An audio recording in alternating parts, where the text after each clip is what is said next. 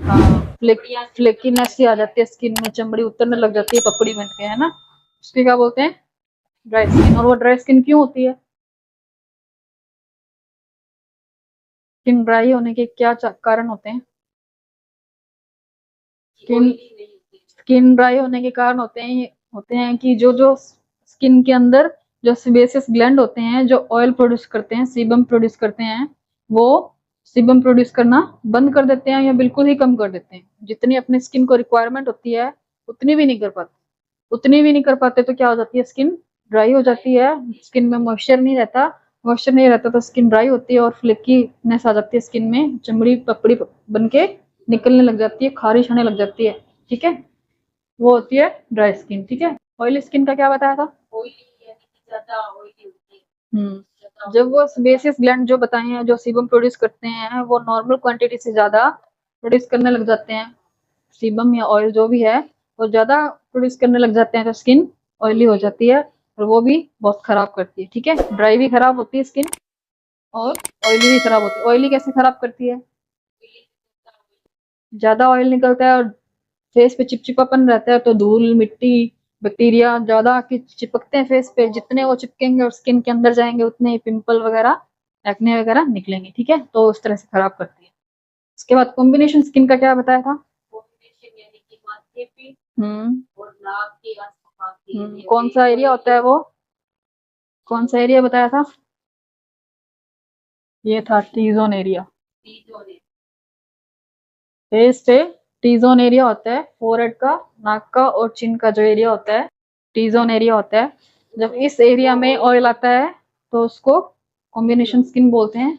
Combination कैसे हुआ? सिर्फ इस एरिया में ऑयल आता है, बाकी जो यूजोन एरिया रह जाता है, जैसे मान लो इस एरिया में ऑयल आया, बाकी जो यूजोन एरिया रह गया, ये या तो ड्राई रहेगा, ये अगर मतलब ऑयली रहता है तो फिर वो सारा फेस ऑयली हो ही गया। ठीक है, अगर मान लो ये ड्राई रहता है या सेंसिटिव रहता है, कैसा भी रहता है, ठीक है, तो ये जो यूजोन एरिया जैसा भी रहता है, ड्राई रहता है, तो वो दोनों का कॉम्बिनेशन हो गया ना, इतना स्किन तो हो गई ऑयली, ये हो गई ड्राई, तो दोनों का कॉम्बिनेशन हो गया ना, तो इसको क्या बोलेंगे? Combination skin. ठीक है। तो इसके बाद आती है सेंसिटिव स्किन। सेंसिटिव स्किन में क्या होता है? स्किन बहुत ज्यादा ना, ऐसे मतलब कह दो ना कि सेंसिटिव टाइप की होती है, कि थोड़ा सा भी अगर मान लो किसी रेडनेस जल्दी आ जाती है, मान लो थ्रेडिंग कर दी, थ्रेडिंग करवाई है किसी ने, थ्रेड लगते ही क्योंकि दाफोड हो जाते हैं, रेडनेस आ जाती है, सूज जाती है, स्वेलिंग आ जाती है। देखी होगी आपने।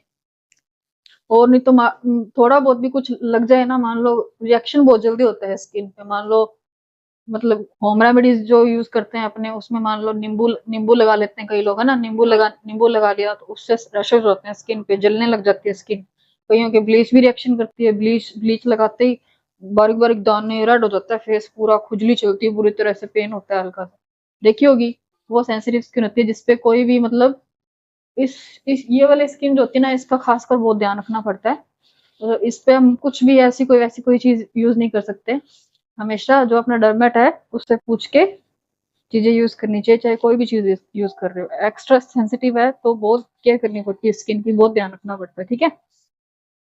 सेंसिटिव स्किन देखिए आपने, आप मतलब अपने एरिया में किसी की देखी है जिसको ये चीजें बहुत होती हैं, फेस पे खुजली, रेडनेस आई रहती है, पिंपल हुए रहते हैं, या दाने आए रहते हैं? देखिए किसी की, देखी होगी अपनी इतनी लाइफ में, देखी होगी किसी की ऐसी स्किन, उसको सेंसिटिव स्किन बोल।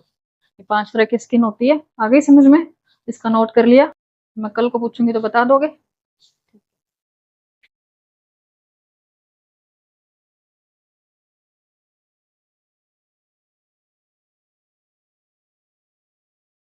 ये जो 5 तरह की स्किन बताई है, इनके अकॉर्डिंग ही अगर आप पार्लर पे या सैलून पे कुछ काम कर रहे हो तो इन स्किन के अकॉर्डिंग ही आपको प्रोडक्ट चूज करने होते हैं। ऐसा नहीं है कि आपने ड्राई स्किन पे मतलब ड्राई ही प्रोडक्ट यूज कर लिया, या ऑयली स्किन पे ऑयली प्रोडक्ट यूज कर रहे हो। ठीक है, ड्राई स्किन पे जाएगा क्रीम बेस या ऑयली प्रोडक्ट जाएगा, और ऑयली स्किन पे जाएंगे cream base, gel base product. ठीक है। हर स्किन के अकॉर्डिंग अलग अलग उनके हिसाब के प्रोडक्ट यूज करने होते हैं, ऐसे नहीं भी कोई भी यूज कर लिया। ठीक है। उसके बाद आते हैं स्किन की प्रॉब्लम्स पे। Problems of skin. ठीक है। त्वचा की समस्याएं। ठीक है, त्वचा की समस्याओं में अभी तक इतनी टाइम में आपने कुछ देखा है? कुछ बताओगे आप, आपको कितनी नॉलेज है? हाँ, त्वचा की समस्याएं, स्किन की जो प्रॉब्लम्स होती हैं उनके बारे में कुछ आपको अपने ही मतलब लिमिट तक कुछ पता है? पिंपल्स ही है, फर्स्ट अपने ले लेते हैं पिंपल्स। ठीक है, पिंपल्स लड़कियों की मेन प्रॉब्लम होती है। आज की यूथ की लड़कियों की मेन प्रॉब्लम होती है पिंपल्स। ठीक है, पिंपल्स एक्ने कुछ मर्जी बोल लो, होते वैसे दोनों अलग अलग हैं, बता दूंगी। पिंपल्स एक्ने ये होती है। ठीक है, दूसरी होती है रिंकल्स।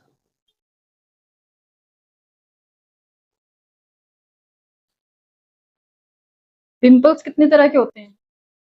पिंपल्स भी बहुत तरह के होते हैं। ठीक है, पिंपल्स कुछ होते हैं मवाद वाले, पस वाले पिंपल होते हैं। ठीक है, कुछ होते हैं जो स्किन के अंदर से निकलते हैं, काफी मोटे से होते हैं, जिसको कुछ लोग फोड़ा भी बोल देते हैं। ठीक है, वो होते हैं। कुछ बिल्कुल बार, हाँ, अंदर अंदर होते हैं, उनका मुंह नहीं होता। ठीक है, जो ये पस वाले या मवाद वाले पिंपल होते हैं, इनका मुंह होता है, ये अपने आप फूट भी जाते हैं कई बारी, और सूख भी जाते हैं, या कई बार मतलब इनको ट्रीट करना पड़ता है तब जाके ये ठीक होते हैं। ठीक है, और कौन से होते हैं, बिल्कुल छोटे छोटे बम्स होते हैं, बिल्कुल छोटे छोटे बम्स होते हैं, उनको भी मतलब ट्रीट करना पड़ता है, वो भी ऐसे ठीक नहीं होते। बम्स मतलब कईयों को देखा होगा, ये आंख वाला जो एरिया होता है ना, इसके पास बिल्कुल बारीक बारीक बारीक बारीक दाने से होते हैं, जिनको मिलिया बोलते हैं। होते पिंपल्स ही हैं, पिंपल की कैटेगरी में आते हैं, पर उनका ट्रीटमेंट अलग से किया जाता है, उसको मिलिया बोलते हैं। उनका ट्रीटमेंट जो करते हैं वो डरमेट करते हैं, अपने घर पे नहीं कर सकते। बाकी पिंपल्स का तो चलो थोड़ा बहुत होम रेमेडीज अपने यूज करके ठीक कर सकते हैं, पर उनका ट्रीटमेंट जो होता है वो अपने डरमेट से ही ले सकते हैं, क्योंकि वो घर पे जल्दी से ठीक नहीं होते। ठीक है, तीन तरह के बता दिए, तीन तरह के इस तरह के पिंपल होते हैं। उसके बाद रिंकल्स होते हैं। रिंकल्स मतलब जो आंखों के पास में ये जो लाइनें पड़ती है ना, हंसते हैं जैसे लाइनें पड़ गई, मतलब स्माइल लाइन के आसपास जो लाइनें पड़ती हैं, झुर्रियां पड़ती हैं, उनको रिंकल्स बोलते हैं। ठीक है, उसके बाद आते हैं व्हाइट हेड्स। ठीक है, इसी के साथ आते हैं ब्लैक हेड्स। व्हाइट हेड्स पता क्या होता है आपको? व्हाइट हेड्स ये होते हैं कि अपने जो पोर्स होते हैं ना, पोर्स होते हैं अपनी स्किन में, जो सिबेसियस ग्लैंड जो होता है वो ऑयल प्रोड्यूस करता है। ऑयल प्रोड्यूस करता है तो स्किन पे आता है। पोर्स होते हैं, छोटे छोटे छोटे छोटे पोर्स होते हैं स्किन में, स्किन से थोड़ा बाहर निकलता है, हल्का फुल्का स्किन में रहता है।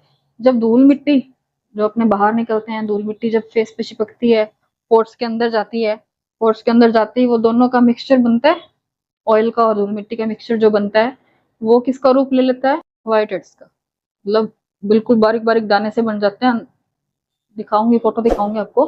बिल्कुल बारीक बारीक दाने से बन जाते हैं, वो व्हाइट हेड्स का रूप ले लेते हैं। अगर उनको टाइम से निकाल दिया, उनको क्या बोलते हैं? White heads. ठीक है, अगर उनको टाइम से निकाल दिया तो ठीक है। अगर वो काफी टाइम तक, लंबा टाइम तक पड़े रहते हैं स्किन के अंदर, सफाई नहीं होती स्किन की, तो वो धीरे धीरे ब्लैक होते रहते हैं, बहुत गंदे लगने लग जाते हैं, उनको क्या बोलते हैं? Black heads. White head D, जब उनको व्हाइट हेड्स को जब नहीं निकाला जाता और वो लंबे टाइम तक पड़े रहते हैं, और वो फिर किसका रूप ले लेते हैं? वो ब्लैक हेड्स। ठीक है, उसके बाद आते हैं पिगमेंटेशन।